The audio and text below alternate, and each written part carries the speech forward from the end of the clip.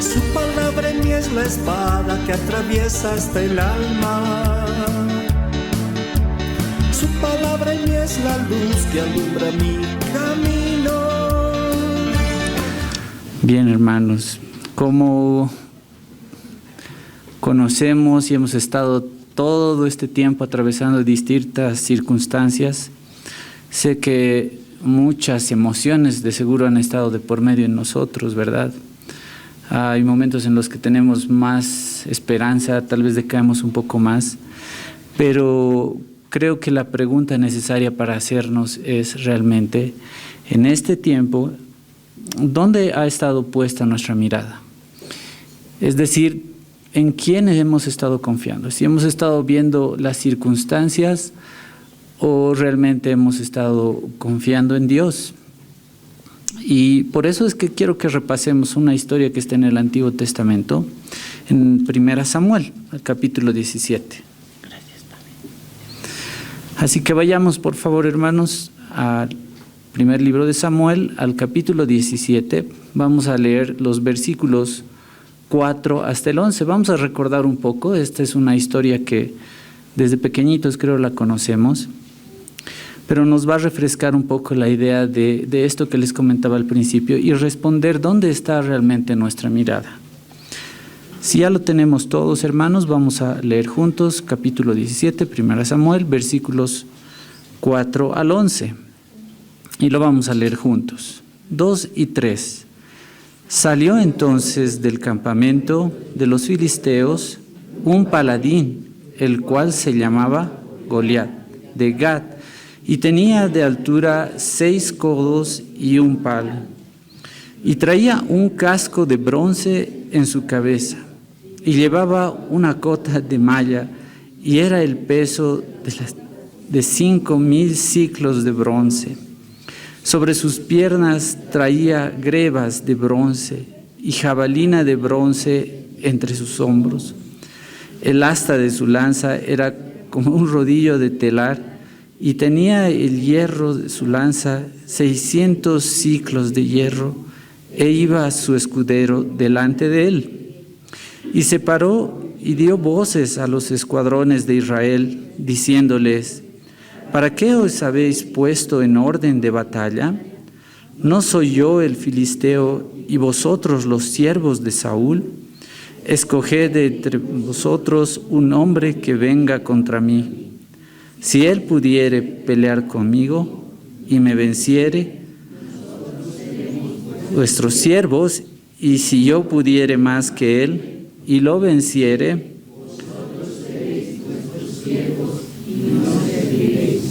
y añadió el filisteo: hoy yo he desafiado el campamento de Israel, dadme un hombre que pelee conmigo. ¿Qué dice el 11?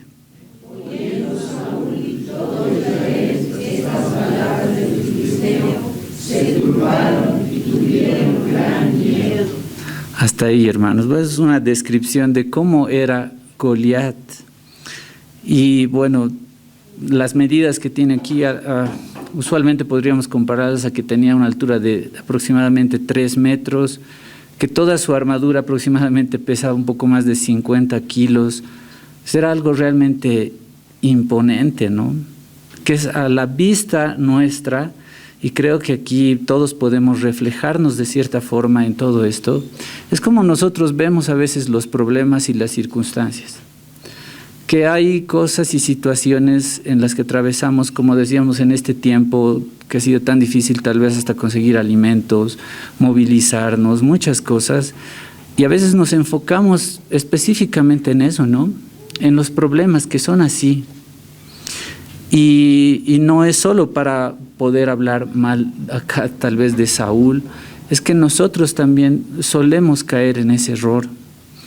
Y era tan grande él, se lo veía tan imponente, y al final el versículo 11 por eso dice: oyendo Saúl y todo Israel estas palabras. Bueno, dice ahí oyendo lo que había dicho Goliat, pero en realidad lo que les intimidaba era lo que estaban viendo. Y les dice: oyendo Saúl y todo Israel estas palabras del filisteo, dice, se turbaron y tuvieron gran miedo. sabiendo que Dios estaba del lado de ellos, aún así tuvieron miedo. Pienso que, hermanos, esto nos ayuda a reflejarnos un poco en cómo nosotros actuamos muchas veces. Estas circunstancias en las que hemos estado este tiempo viviendo, difíciles sí, pero no es solo que se reduce a este tiempo.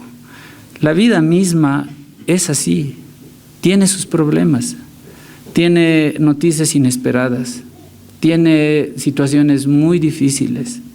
Lo importante para nosotros, como les decía al principio, es responder esta pregunta, es ¿dónde está nuestra mirada?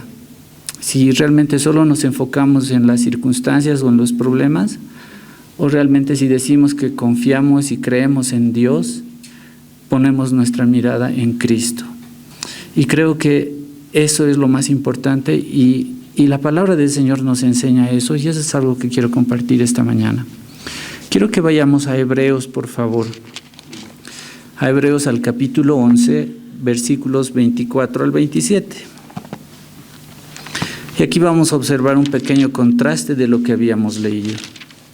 Sabemos de la historia que habíamos leído que finalmente fue un pequeño pastor que con una honda y pequeñas piedras había vencido a ese gigante. Pero no solo fue él. Y aquí en esta galería de los héroes de la fe, en el capítulo 11, vamos a leer los versículos 24 hasta el 27. Vamos a observar también otro ejemplo. Lo vamos a leer juntos, por favor. 2 y 3. Por la fe, Moisés, hecho ya grande, rehusó llamarse hijo de la hija de Faraón, escogiendo antes ser maltratado con el pueblo de Dios que gozar de los deleites temporales del pecado, teniendo por mayores riquezas el vituperio de Cristo que los tesoros de los egipcios, porque tenía puesta la mirada en el galardón. Por la fe dejó Egipto, no temiendo la ira del rey, porque se sostuvo como viendo al invisible. Hermanos, qué gran lección tenemos aquí. Observamos y nos damos cuenta la diferencia. Dice que Moisés, por la fe, hecho ya grande, rehusó llamarse hijo de la hija de Faraón. Es decir, él no confiaba ni quería aprovechar de su posición terrenal, que podía hacerlo. Dice, escogiendo antes ser maltratado con el pueblo de Dios que gozar de los deleites temporales del pecado. Teniendo, dice, por mayores riquezas el vituperio de Cristo que los tesoros de los egipcios. Por eso digo, hermanos, ¿dónde ponemos nuestra mirada? Porque tenía puesta la mirada en el galardón. Por la fe dejó Egipto, no temiendo la ira del rey, no mirando las circunstancias, porque se sostuvo como viendo al invisible. Y eso, hermanos, nos ayuda a nosotros a comprender que la vida misma es así, que nosotros debemos tornar siempre nuestra mirada y ponerla en Cristo, que Él ha hecho tantas cosas por nosotros, y como dice aquí el versículo 26, teniendo por mayores riquezas el vituperio de Cristo. Tampoco es que seguir a Cristo es algo que en lo que todo nos va a ir como en una taza de leche. Hay problemas, hay dificultades, pero Cristo es quien nos sostiene y nos da promesas eternas que se cumplen. Por eso dice que Él, teniendo por mayores riquezas el vituperio de Cristo que los tesoros de los egipcios, porque tenía puesta la mirada en el galardón. Por la fe dejó Egipto, no temiendo la ira del rey, porque se sostuvo como viendo al invisible. Eso es vivir por fe, y eso es lo que necesitamos, no solamente en este tiempo, sino cada día hasta que estemos con el Señor. Este ejemplo nos muestra esa faceta, pero quiero que recordemos otro ejemplo también que está en Hechos, capítulo 7. Vamos a leer los versículos 54 al 60. Y aquí hay un relato acerca de Esteban, y vamos a recordar también un poco. Y lo que quiero que logremos comprender, hermanos, es que, miren, a través de todas las historias de la Biblia, hombres de fe reflejaron la misma actitud de que no importaban las circunstancias, la mirada estaba puesta arriba en los cielos, apuntar a Cristo. El capítulo 7, los versículos 54 al 60, los vamos a leer juntos. 2 y 3. Oyendo estas cosas, se enfurecían en sus corazones y crujían los dientes contra él. Pero Esteban, puestos los ojos en el cielo, vio la gloria de Dios y a Jesús que estaba a la diestra de Dios. Y dijo: He aquí, veo los cielos abiertos. Entonces ellos, dando grandes voces, se taparon los oídos y arremetieron contra él. Y echándole fuera de la ciudad, le apedrearon, y los testigos pusieron sus ropas a los pies de un joven que se llamaba Saulo. Y apedreaban a Esteban mientras él invocaba y decía: Señor Jesús, recibe mi espíritu. Y puesto de rodillas, clamó a gran voz: Señor, no les tomes en cuenta este pecado. Y habiendo dicho esto, durmió. Hermanos, aquí Esteban nos da otra gran enseñanza, ¿no? Es que estar confiando en el Señor nos ayuda a vivir de esta forma. Yo no sé si estuviésemos en ese lugar, de qué forma podríamos haber reaccionado. Si en este tiempo de tanta tensión habían personas que se provocaban en nuestra carne, puede ser que reaccionemos de la misma forma, ¿no? Pero estar llenos del Espíritu Santo, tener claro el panorama de cómo Dios quiere que afrontemos la vida y la realidad, cambia totalmente nuestra perspectiva. Y aquí por eso es que Esteban hizo algo que nosotros debemos aprender. En el verso 55 dice: pero Esteban, ¿qué característica tenía? Lleno del Espíritu Santo. Y eso es algo que nosotros debemos anhelar, hermanos, estar llenos del Espíritu Santo, y eso tiene el fruto. Puestos los ojos, ¿dónde dice? En el cielo, vio la gloria de Dios y a Jesús que estaba a la diestra de Dios. ¿Ven, hermanos, esa enseñanza? Él no estaba viendo a las personas que lo iban a matar, no estaba viendo realmente todo ese peligro, estaba viendo que Dios estaba con él. Y cualquier cosa que le pasaba, Cristo era su fortaleza y él estaba seguro. Por eso dice: pero Esteban, lleno del Espíritu Santo, puestos los ojos en el cielo, vio la gloria de Dios y a Jesús que estaba a la diestra de Dios, y dijo: He aquí los cielos abiertos, veo los cielos abiertos y al Hijo del Hombre que está a la diestra de Dios.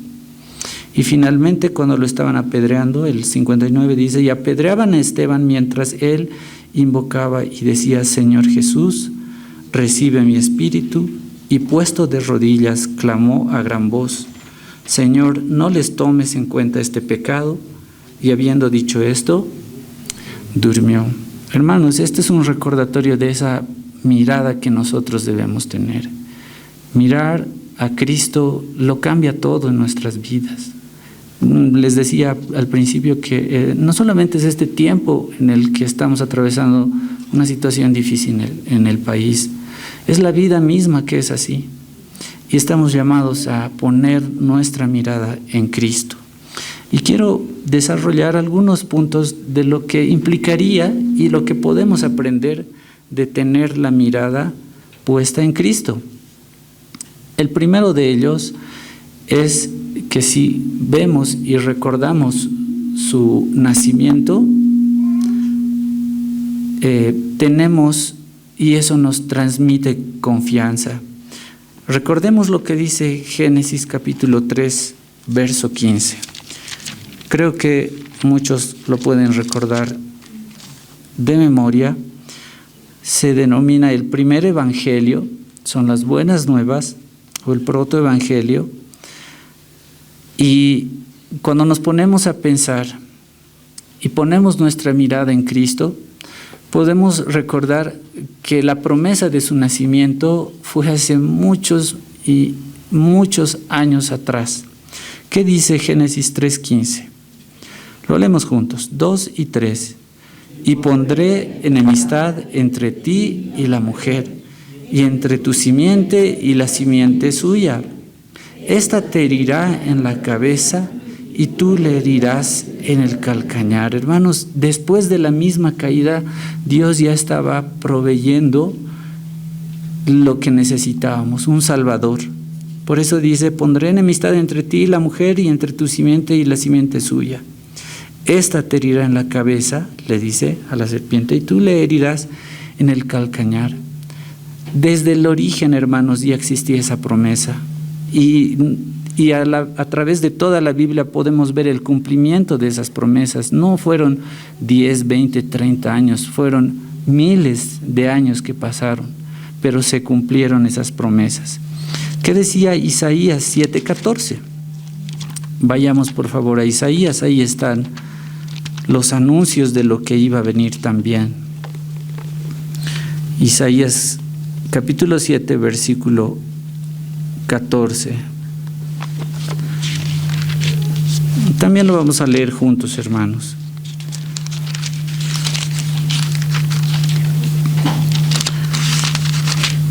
Lo leemos a la voz de 3, 2 y 3. Por tanto, el Señor mismo os dará señal. He aquí que la Virgen concebirá y da a luz un hijo, y llamará su nombre Emmanuel. Hermanos, esto de ver y poner la mirada en Cristo nos lleva a recordar que existió una promesa de su nacimiento, anunciada desde Génesis, confirmada aquí por los profetas. Y veamos lo que dice en Mateo capítulo 1, que es el cumplimiento de toda esta promesa. Mateo capítulo 1, versículos 18 al 23. Este es el relato del nacimiento de Jesús y lo vamos a leer juntos también. Versículos 18 al 23, 2 y 3. El nacimiento de Jesucristo fue así. Estando desposada María, su madre, con José, antes que se juntasen, se halló concebido del Espíritu Santo. José, su marido, como era justo y no quería enfermarla, quiso dejarla secretamente. Y pensando él en esto, un ángel del Señor le apareció en sueños y le dijo: José, hijo de David, no temas recibir a María tu mujer, porque lo que en ella está engendrado del Espíritu Santo es. Y dará a luz un hijo, y llamarás su nombre Jesús, porque él salvará a su pueblo de sus pecados. Todo esto aconteció para que se cumpliese lo dicho por el Señor, por medio del profeta, cuando dijo: He aquí, una virgen concebirá y dará a luz un hijo, y llamará su nombre Emmanuel, que traducido es Dios con nosotros. Hermanos, todo esto anunciado desde Génesis, confirmado por los profetas, en cumplimiento en esto de los evangelios, pasaron tantos años, nos enseña a tener confianza en Dios, de que todo lo que Él ha prometido lo ha cumplido, y los eventos futuros de igual forma los va a cumplir. Poner la mirada en Cristo al recordar su nacimiento nos enseña a tener confianza en Él. Este es un primer punto que quiero que lo observemos, que lo tomemos en cuenta. Hay otro punto que quiero que lo veamos ahora. Si observamos su nacimiento, esto nos lleva a tener confianza en Dios. Si observamos la vida de Jesús y su ministerio, nos ayuda a vivir con sabiduría. Poniendo los ojos en esto, nos ayuda a vivir con sabiduría. ¿Recuerdan la enseñanza de Jesús sobre los tributos? Quiero que recordemos este pasaje. Está igual en Mateo capítulo 22. Vamos a leer los versículos 15 al 22.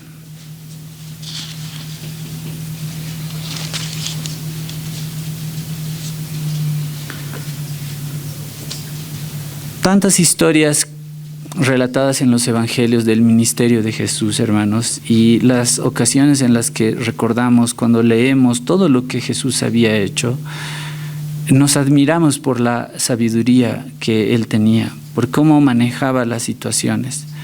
Y en este caso vamos a recordar esta porción que está desde el versículo 15 hasta el versículo 22. Lo leemos juntos, hermanos, 2 y 3. Entonces se fueron los fariseos y consultaron cómo sorprenderle en alguna palabra. Y le enviaron los discípulos de ellos con los herodianos diciendo: Maestro, sabemos que eres amante de la verdad y que enseñas con verdad el camino de Dios y que no te cuidas de nadie, porque no miras la apariencia de los hombres. ¿Qué te parece? ¿Es lícito dar tributo a César o no?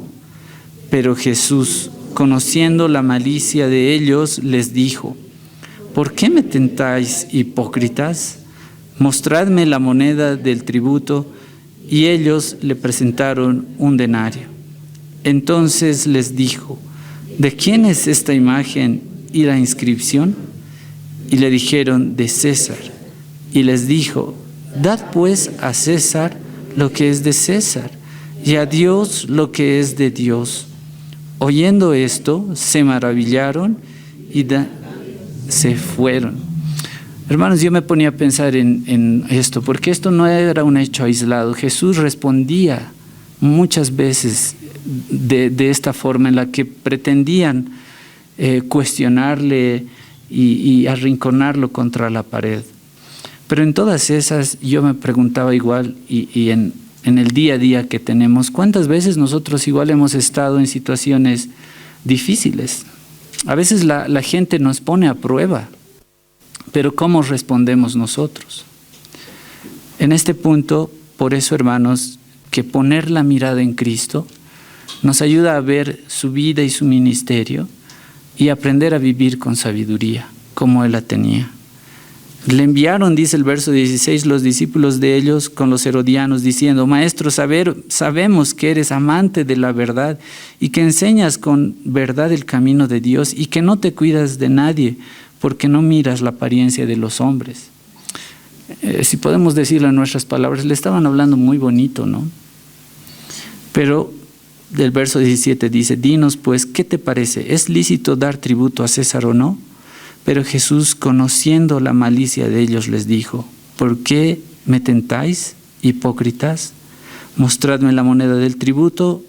Y al ver esto, dice el verso 20, entonces les dijo: ¿de quién es esta imagen y la inscripción? Le dijeron: de César. Y les dijo: dad pues a César lo que es de César y a Dios lo que es de Dios. Hermanos, eso es obrar con sabiduría. Día a día tenemos pruebas de nuestro temperamento y muchas veces podemos dejarnos llevar. Pidamos a Dios siempre esa sabiduría. Poner los ojos en Cristo implica también pedirle a Dios sabiduría en el día a día, tal como lo hizo Salomón. ¿Recuerdan lo que pidió? Quiero que recordemos esto en Primera Reyes, por favor. Capítulo 3, versículos 9 al 13.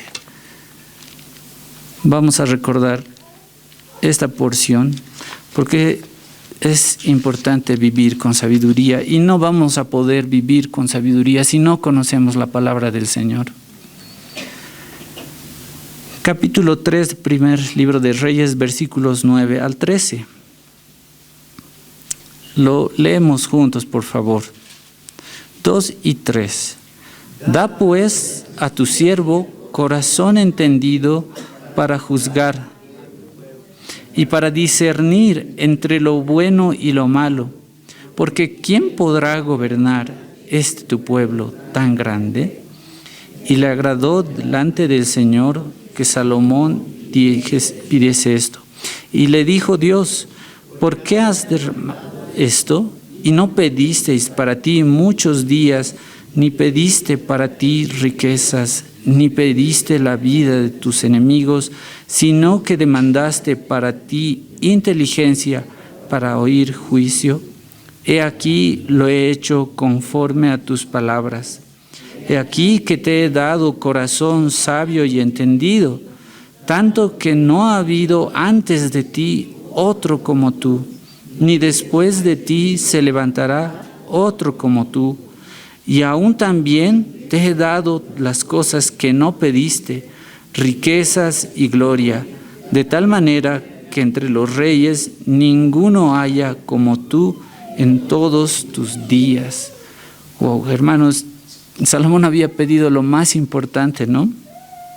Y dice, versículo 11, y le dijo Dios, porque has demandado esto y no pediste para ti muchos días, ni pediste para ti riquezas, ni pediste la vida de tus enemigos, sino que demandaste para ti inteligencia para oír juicio. He aquí lo he hecho conforme a tus palabras. He aquí que te he dado corazón sabio y entendido, tanto que no ha habido antes de ti otro como tú, ni después de ti se levantará otro como tú. Qué importante es, hermanos, que aprendamos a vivir con sabiduría. Y creo que es algo que debemos orar todos juntos como iglesia también, para que nuestros gobernantes reciban sabiduría del Señor para también cumplir las labores que tienen encomendadas. No solo para nuestras vidas, sino también para nuestros gobernantes. Es necesario tener la sabiduría que solamente proviene del Señor. Hemos visto que es tan importante esto, ¿no? Recordar su nacimiento, poner nuestra mirada en Cristo.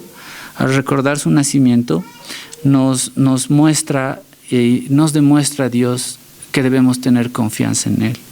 Hemos visto ahora que recordar la vida y el ministerio de Jesús nos enseña a vivir con sabiduría. Pensando en esto, quiero compartirles 3 estrofas de una alabanza que refleja también todo esto de poner la mirada en Cristo, y se las quiero compartir porque es muy bonita y quiero que prestemos atención a lo que dice, y se las voy a leer. Dice: pon tu mirada en Cristo, tan lleno de gracia y amor, y lo terrenal sin valor será a la luz del glorioso Señor. Pon tu mirada en el monte, verás su justicia y favor. En aquella cruz se entregó Jesús, nuestra deuda inmensa borró. Cristo, mis ojos pongo en ti, Cristo, mi gloria y galardón. Te adoro, te anhelo, eterno Salvador, oh Cristo, mis ojos pongo en ti. Bueno, son 3 primeras estrofas de esta alabanza, pero refleja, hermanos, lo que debemos hacer. Poner nuestros ojos en Jesús es lo que nosotros debemos hacer. Pon tu mirada en Cristo, tan lleno de gracia y amor, y lo terrenal sin valor será a la luz del glorioso Señor, dice la primera estrofa. Y es, creo, la gran enseñanza que debemos aprender.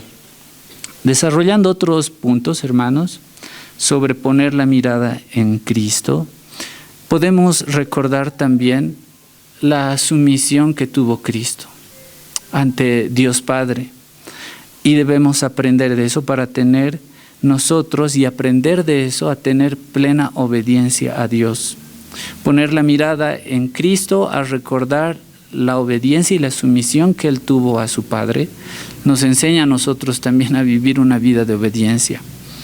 Algo que recuerdo muy bien de un mensaje que había escuchado acerca de la crianza de los niños, que se me quedó súper marcada, es que decía que a los niños desde pequeñitos se los debe entrenar, se los debe educar, criar en sabiduría también. Pero esto requería tiempo, es dedicarles minuto tras minuto, día tras día, y esa es la forma de enseñarles también la obediencia. Pero también había que enseñarles de que la obediencia siempre va acompañada de dolor. Y esa frase se quedó en mi mente porque es algo muy real. La desobediencia siempre va desacompañada de dolor. Y todos como hijos recordamos y sabemos que es así. Cuando nos decían que no hagamos algo y nosotros desobedecíamos y lo hacíamos, siempre pasa algo. Y están ahí las consecuencias. Y Dios, por medio de Cristo, también nos enseña esto, a ser obedientes.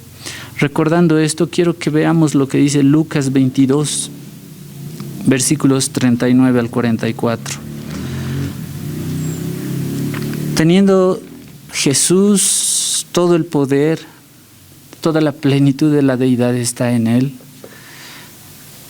Podía obviar muchas cosas, pero Él fue obediente. Y eso es algo que debemos aprender. Lucas 22, versículos 39 al 44. Lo vamos a leer juntos. 2 y 3. Y saliendo se fue, como solía, al monte de los olivos. Y sus discípulos también le siguieron. Cuando llegó a aquel lugar, les dijo: orad, que no entréis en tentación. Y él se apartó de ellos a distancia como de un tiro de piedra, y puesto de rodillas oró, diciendo: Padre, si quieres, pasa de mí esta copa, pero que no se haga mi voluntad, sino la tuya.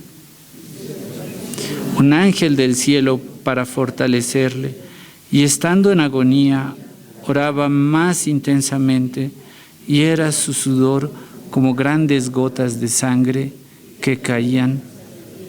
Hasta ahí, hermanos. Esta es una gran enseñanza para nosotros también, hermanos. Nos enseña en el día a día a depender de Dios completamente y a obedecerle.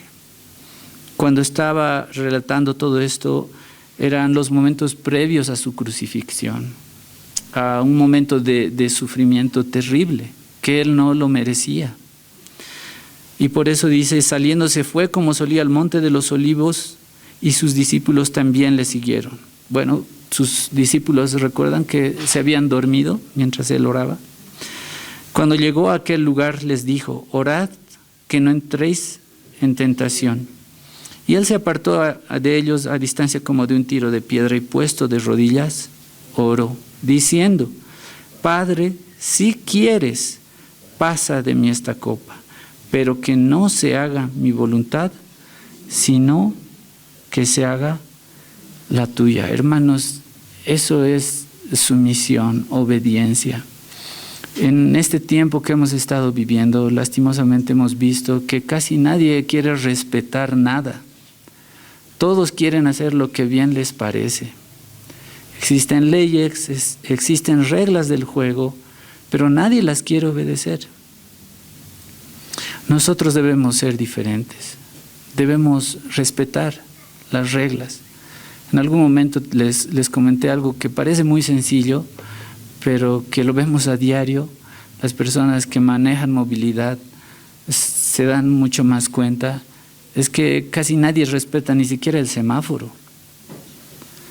Pero a pequeños detalles como esos nos tienen que enseñar a nosotros a ser diferentes, a respetar las pequeñas cosas, porque si no respetamos los pequeños detalles, significa que también otras cosas posiblemente no las vamos a respetar. Pero aquí Jesús nos está dando esta gran lección de sumisión y obediencia. Poner los ojos en Cristo nos lleva también a vivir una vida de obediencia. ¿Qué dice Filipenses capítulo 2, versículo 8? Vayamos a esta porción, por favor.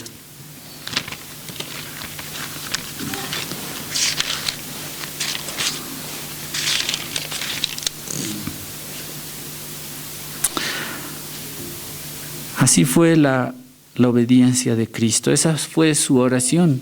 Le había pedido que si Dios quería, pase de él esa copa. Pero ¿qué nos relata Filipenses 2:8? Leemos juntos 2 y 3. Y estando en la condición de hombre, haciéndose obediente hasta la muerte y muerte de cruz. Hermanos, fue él completamente obediente. Y eso nos enseña a nosotros a hacer justamente esto. Si muchas veces como personas tenemos tal vez gran orgullo en muchas cosas, pues a Dios no le agrada eso. Él quiere que seamos obedientes, mansos, humildes. Y Él nos dio el mejor ejemplo. Estando en la condición de hombre, siendo Dios mismo, se humilló a sí mismo haciéndose obediente. ¿Hasta qué punto? Hasta la muerte y muerte de cruz. Hermanos, por eso no hay excusa para nosotros. Nosotros debemos ser obedientes. Dios lo ve todo. Él es omnisciente y omnipresente. No le podemos esconder nada. En relación a esto, ¿qué nos dice también 1 Pedro 1:14 al 15? Recordemos esta porción también. ¿Qué es a lo que nos llama ya a nosotros? Cristo fue tan obediente que se humilló a sí mismo y fue a morir hasta la cruz. ¿Y qué nos queda a nosotros como hijos de Dios? Leemos 1 Pedro capítulo 1, versículos 14 y 15, 2 y 3. Como hijos obedientes, no os conforméis a los deseos que antes teníais, estando en vuestra ignorancia, sino como aquel que os llamó es santo, sed también vosotros santos en toda vuestra manera de vivir. En eso se resume, hermanos. Hemos recibido ese ejemplo de obediencia y del verso 14 por eso dice, como hijos obedientes, no os conforméis a los deseos que tenías antes estando en vuestra ignorancia, sino ahora, conociendo el Evangelio, habiendo recibido a su Espíritu en nosotros, teniendo a Cristo en nuestro corazón, como aquel que os llamó es santo, sed también vosotros santos en toda vuestra manera de vivir. Aquí observamos, hermanos, que poner la mirada en Cristo nos llama a ser obedientes para vivir una vida de santidad. Ese es otro punto que nos enseña el poder ver a Cristo.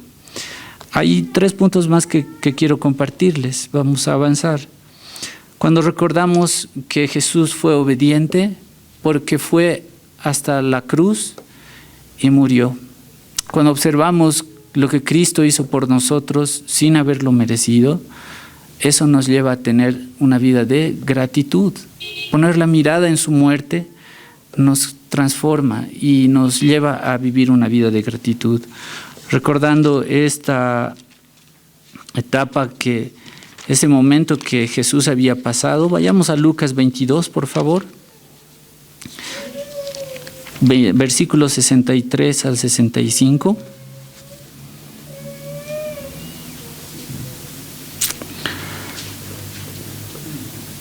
Y recordar esto, hermanos, sí nos motiva a tener una vida de gratitud también. Lo leemos juntos, versículos 63 al 65, 2 y 3. Y los hombres que custodiaban a Jesús se burlaban de él y le golpeaban. Y vendándole los ojos, le golpeaban el rostro y le preguntaban diciendo, profetiza, ¿quién es el que te golpeó? Y decían otras muchas cosas injuriándole. ¿Qué dice ahora del capítulo 23, un poquito más adelante, los versículos 33 al 37?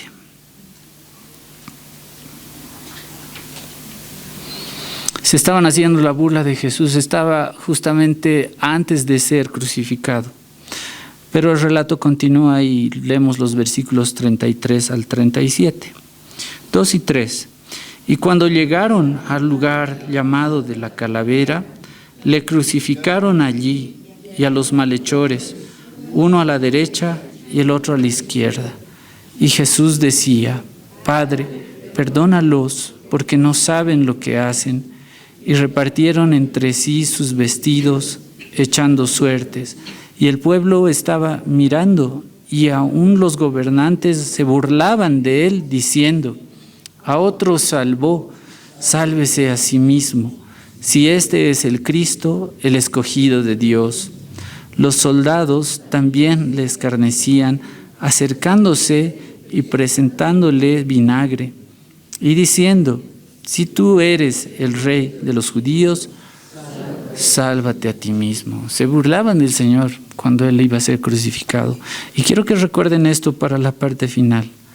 Dice el versículo 35, y el pueblo estaba mirando, y aún los gobernantes se burlaban de Él, diciendo: a otro salvó, sálvese a sí mismo si este es el Cristo, el escogido de Dios. Todos se burlaban, todos estaban burlando del Señor al recordar todo esto. ¿Qué dicen ahora los versículos 44 al 48 de este mismo capítulo 23? Leemos juntos, 2 y 3.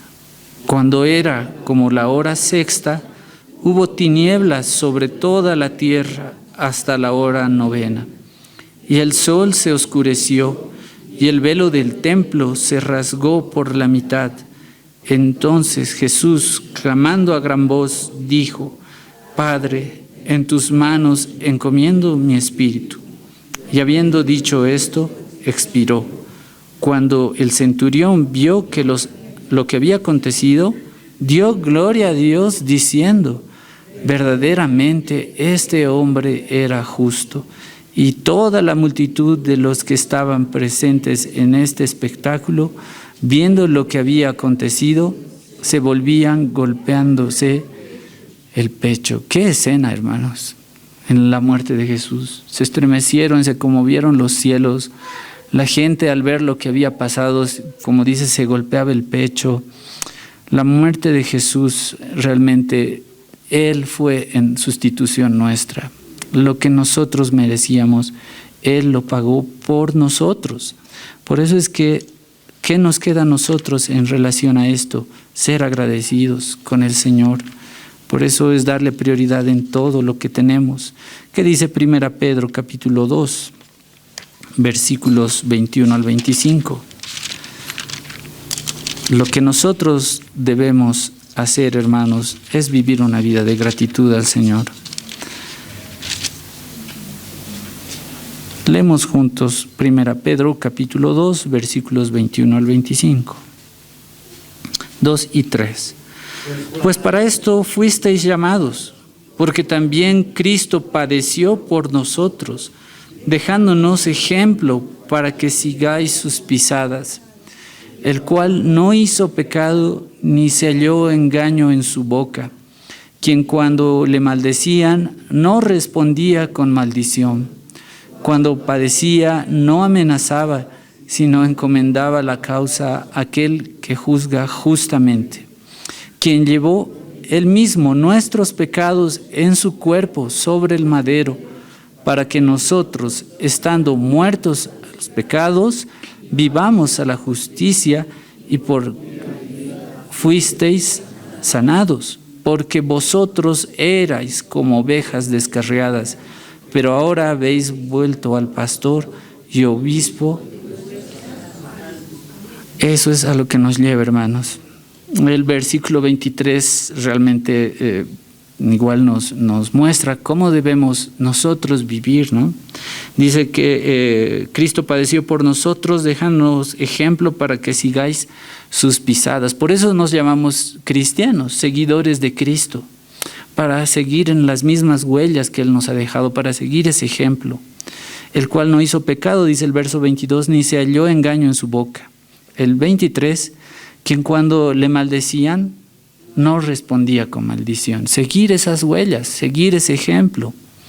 Cuando padecía no amenazaba, sino encomendaba la causa a aquel que juzga justamente, quien llevó él mismo nuestros pecados en su cuerpo sobre el madero, para que nosotros, y ahí está el propósito, estando en qué condición dice, muertos a los pecados, vivamos a la justicia, y por cuya herida fuisteis sanados. Ese es el propósito, hermanos, recordar y poner la mirada en Cristo al recordar su muerte, nos debe llevar a vivir una vida de gratitud al Señor. Ese es uno de los propósitos también. El penúltimo que quiero compartirles es ver que después de la muerte, si solamente Cristo hubiese muerto, y no hubiese resucitado, nada tendría sentido.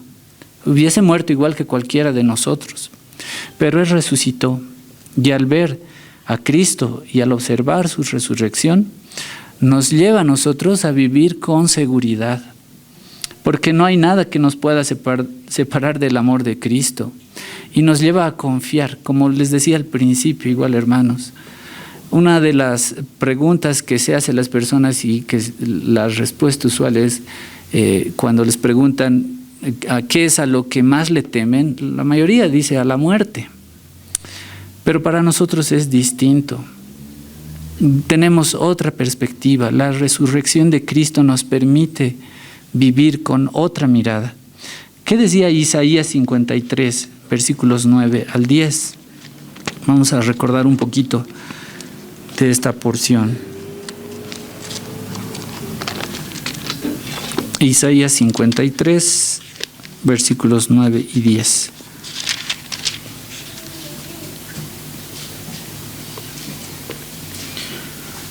Leemos juntos, hermanos. 2 y 3. Y se dispuso con los impíos su sepultura, mas con los ricos fue en su muerte, aunque nunca hizo maldad, ni hubo engaño en su boca. Con todo esto, Jehová quiso quebrantarlo, sujetándole a padecimiento. Cuando haya puesto su vida expiación por el pecado, verá linaje, vivirá por largos días, y la voluntad de Jehová será en su mano prosperada. Hermanos, esta profecía nos demuestra y anunciaba que si bien Cristo iba a padecer en la cruz, pero que iba también a resucitar. Y eso nos llena de esperanza. Con todo esto, dice el verso 10, Jehová quiso quebrantarlo, sujetándole a padecimiento. Cuando haya puesto su vida en expiación por el pecado, cuando haya muerto, verá linaje, pero ¿qué dice? Vivirá por largos días, y la voluntad de Jehová será en su mano prosperada. Estaba el anuncio de que si bien Cristo iba a morir, pero también iba a resucitar. Y eso absolutamente lo cambió todo, absolutamente lo cambió todo. Y Pablo lo demuestra en el capítulo 15 de 1 Corintios, que ahí habla de la resurrección. Quiero que leamos un poquito de esta porción. Y el versículo 4 inicialmente, porque ese es el cumplimiento de lo que se había profetizado muchos años atrás. Capítulo 15, 1 Corintios, el versículo 4, nos dice, muy cortito es esto, dice, y que fue sepultado y que resucitó al tercer día conforme a las Escrituras. Y esto absolutamente lo cambió todo, porque ahí venció a la muerte. Y eso nos llena también a nosotros de plena confianza, de paz y seguridad, porque si bien un día en este cuerpo vamos a morir, esa es la sentencia por la desobediencia, pero vamos a estar con el Señor, vamos a recibir un cuerpo glorificado, y esa es la seguridad que tenemos. En este mismo capítulo 15 quiero que leamos los versículos 53 al 57.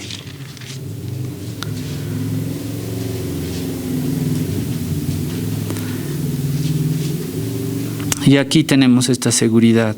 Lo vamos a leer juntos, por favor. 2 y 3. Porque es necesario que esto corruptible se vista de incorrupción, y esto mortal se vista de inmortalidad. Y cuando esto corruptible se haya vestido de incorrupción, esto mortal se haya vestido de inmortalidad, entonces se cumplirá la palabra que está escrita: sorbida es la muerte en victoria. ¿Dónde está, oh muerte, tu aguijón? ¿Dónde, oh sepulcro, tu victoria? Ya que el aguijón de la muerte es el pecado, y el poder del pecado la ley, mas gracias sean dadas a Dios, que nos da la victoria por medio de nuestro Señor Jesucristo. Qué gloriosa promesa tenemos, hermanos. Poner esa mirada en la resurrección de Cristo nos enseña a vivir con seguridad, con esta certeza la que acabamos de leer. Por eso Colosenses dice lo siguiente en el capítulo 3. Colosenses capítulo 3, versículos 1 al 3, por favor.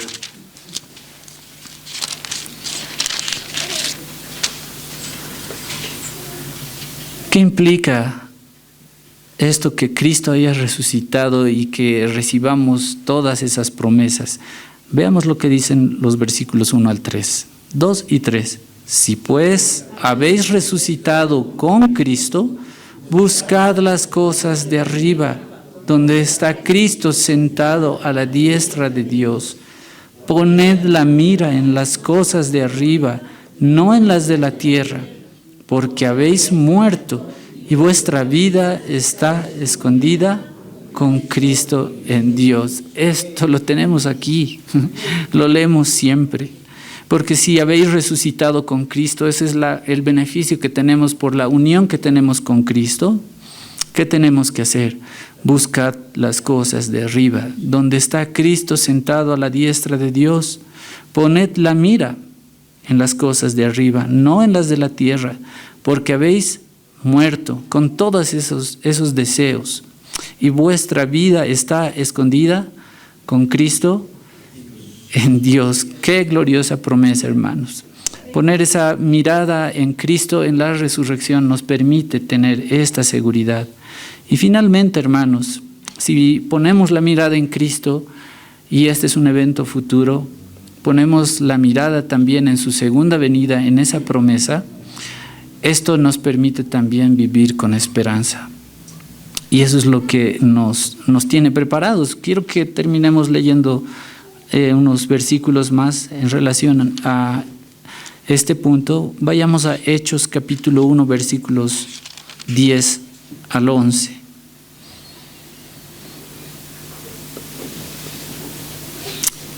Lo importante en todo esto, hermanos, es, y hemos hecho como un repaso desde poner la mirada en el nacimiento de Jesús, lo que eso nos permite tener es tener una confianza porque todas las promesas del Señor se han cumplido. Poner la mirada en su vida y su ministerio es pedir al Señor sabiduría para poder vivir como a Él le agrada. Poner la mirada en la cruz del Calvario, en su muerte, es que nos enseña a vivir con gratitud. Que poner la mirada en su resurrección nos permite tener seguridad.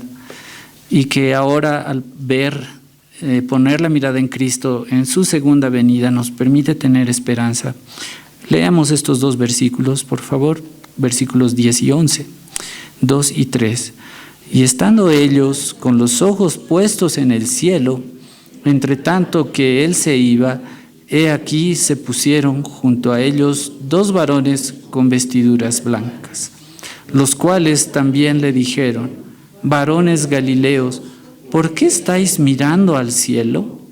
Este mismo Jesús que ha sido tomado de vosotros al cielo, así vendrá como le habéis visto ir al cielo. Hermanos, tenemos también esa seguridad, esa esperanza.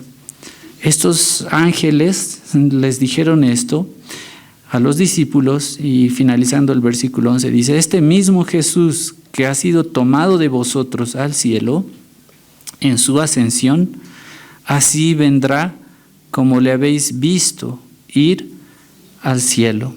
Así vendrá el Señor Jesús. ¿Qué nos dice Apocalipsis capítulo 1, versículo 7? Estos eventos futuros. ¿Qué es lo que nos dice esta porción?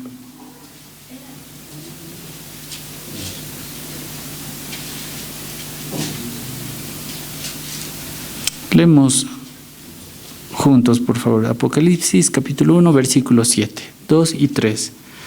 He aquí que viene con las nubes, y todo ojo le verá, y los que le traspasaron, y todos los linajes de la tierra, harán lamentaciones por él. Sí, amén. Hermanos, esto es muy impactante. Les decía hace un momento que cuando recordábamos su crucifixión, dice que se burlaban de él muchos gobernadores y las personas que estaban ahí, que le decían: si este es verdaderamente el Hijo de Dios, que se salve a sí mismo. Pero va a llegar un día en el que va a suceder todo esto. He aquí que viene con las nubes, y todo ojo le verá, y los que le traspasaron, y todos los linajes de la tierra harán lamentación por él. Sí, amén. Hermanos, ¿qué promesas tenemos en el Señor? Ya casi finalizando, Filipenses capítulo 3, versículos 20-21, por favor, hermanos. Nos recuerda dónde está realmente nuestra ciudadanía. Yo sé que muchas personas, y es parte del tiempo que tenemos en esta tierra, sí, tenemos muchas cosas por hacer y no está mal cumplir metas, objetivos que se tienen aquí. Pero nuestra mirada y nuestro objetivo principal es ponerlo en Cristo y en obedecerle, serle fieles. Eso es lo principal. ¿Qué nos dice Filipenses capítulo 3, versículos 20 al 21? 2 y 3. Mas nuestra ciudadanía está en los cielos, de donde también esperamos al Salvador, al Señor Jesucristo, el cual transformará el cuerpo de humillación nuestra para que sea semejante al cuerpo de la gloria suya, por el poder con el cual puede también sujetar a sí mismo todas las cosas. Qué gloriosa esperanza tenemos, hermanos. Nuestra ciudadanía, ¿dónde está? En los cielos. ¿Qué también hacemos? De donde también esperamos al Salvador. El pastor decía hace un momento esto, ¿no? El tiempo está cerca. Esperamos al Salvador, al Señor Jesucristo. ¿Y qué va a hacer Él? El cual transformará el cuerpo de humillación nuestra. Hermanos, todos, absolutamente todos, padecemos de algún problema en nuestro cuerpo. Así sea mínimo, como algún momento les decía, ¿no? Hasta usar lentes. Es algo así. Es a causa del pecado todo esto. Pero Él nos dice que el cual transformará el cuerpo de humillación nuestra para que sea semejante al cuerpo de la gloria suya, por el poder con el cual puede también sujetar a sí mismo todas las cosas. Es un Dios omnipotente y lo puede hacer todo. Amén. Hermanos, para finalizar, recordando que debemos poner nuestra mirada en Cristo, este es un recordatorio a que el tiempo que tenemos en esta tierra, pues eso debemos hacer, poner nuestra mirada en Cristo, no en las circunstancias, no solo en este tiempo de conflicto social en nuestro país, es en el día a día, en el tiempo que tenemos en esta tierra, debemos hacer eso, poner nuestra mirada en Cristo. Y como recordatorio está lo que conocemos muy bien y creo que nos va a aclarar un poco mejor el panorama de lo que dice Hebreos capítulo 12, versículos 1 al 3. Quiero que lo leamos juntos, por favor. El título en Reina Valera justamente dice, puestos los ojos en Jesús. Y vamos a terminar leyendo estos 3 versículos. Capítulo 12 de Hebreos, versículos 1 al 3. 2 y 3. Por tanto, nosotros también, teniendo en derredor nuestro tan grande nube de testigos, despojémonos de todo el peso y del pecado que nos asedia y corramos con paciencia que tenemos por delante.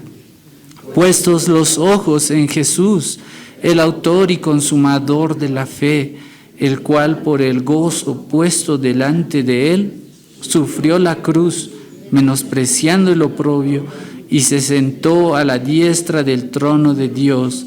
Considerad a aquel que sufrió tal contradicción de pecadores contra sí mismo, para que nuestro ánimo no se canse hasta desmayar. Hermanos, ese es el recordatorio. Si bien hay momentos en nuestra vida que parece que queremos desmayar, pues pongamos la mirada en Cristo y recordemos todo lo que hemos podido observar en los versículos de hoy, y hay muchísimo más. Por tanto, nosotros también, teniendo en derredor nuestro tan grande nube de testigos, todos los héroes de la fe mencionados en el versículo 11, capítulo 11, dice, despojémonos de todo peso y del pecado que nos asedia. Todos esos malos deseos que vienen de la carne, debemos despojarnos de todo eso. ¿Para qué? Para correr con paciencia la carrera que tenemos por delante Y el versículo 2 dice, ¿de qué manera debemos correr esa carrera? Puestos los ojos en Jesús, no en las circunstancias, sino en Jesús, que es el autor y consumador de la fe. Como hemos visto, hermanos, hemos leído desde Génesis, sus promesas se han cumplido a través de los años. Él es Dios, es inmutable y Él va a cumplir todo lo que ha prometido. Menospreciando el oprobio y se sentó a la diestra del trono de Dios. Considerad aquel que sufrió, dice, tal contradicción de pecadores contra sí mismo. ¿Para qué todo esto? Para que vuestro ánimo no se canse hasta desmayar. Bueno, hermanos, vamos a agradecer al Señor por su palabra. Su palabra en mí es la espada que atraviesa hasta el alma. Su palabra en mí es la luz que alumbra mi camino.